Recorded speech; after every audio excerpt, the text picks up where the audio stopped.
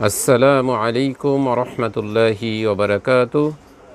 সম্মানিত দর্শক শ্রোতামণ্ডলী, সকলকে জানাচ্ছি আন্তরিক অভিনন্দন। ঈদের দিন এলে অসংখ্য নারীরা তারা নতুন জামা কাপড় পরে ঘর থেকে বের হয়ে যায় তার সৌন্দর্য প্রকাশের জন্যে। তারা পুরুষকে তাদের দিকে আকৃষ্ট করে এবং নিজেরাও তাদের দিকে আকৃষ্ট হয়। এভাবে সমাজের জেনা, সমাজের পাপ কাজ, সমাজে ধর্ষণ, হত্যা, সন্ত্রাস সমস্ত কিছু এর মাধ্যমে কিন্তু ছড়িয়ে পড়ে। সমাজে যে সমস্ত পাপ কাজগুলো হচ্ছে তার একটা মূল কারণ হচ্ছে নারী। আমাদের সমাজকে রক্ষা করতে হবে আমাদেরকেই। অন্য কেউ এসে আমাদের সমাজকে ঠিক করে দেবে না। আমাদেরকে আল্লাহ সুবহানাহু ওয়া তাআলাকে ভয় করতে হবে। আমার আখিরাতকে সামনে রেখে আমাকে চলতে হবে। তাহলে আমার দুনিয়াও শান্তি আসবে, পরকালেও আমি শান্তিতে থাকতে পারবো। আল্লাহ সুবহানাহু ওয়া তাআলাকে ভয় করে চলতে হবে।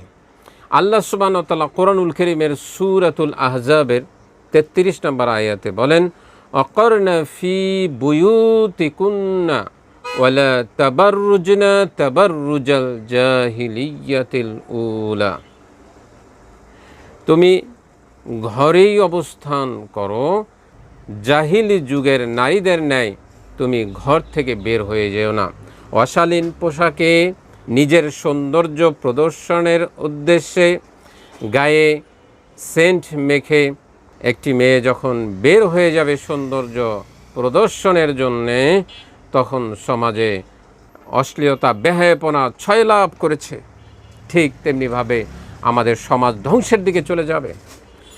নবী মুহাম্মদুর রাসূলুল্লাহ সাল্লাল্লাহু আলাইহি ওয়াসাল্লাম বলেছেন, হাদিসটি মুসলিমের 5704, আন আবি হুরায়রা রাদিয়াল্লাহু তাআলা আনহু قال قال رسول الله صلى الله عليه وسلم نساء كاسية عارية موملة مائلة رؤوسهن كأسنمة البخت المائلة لا يدخلن الجنة ولا يجدن ريحها।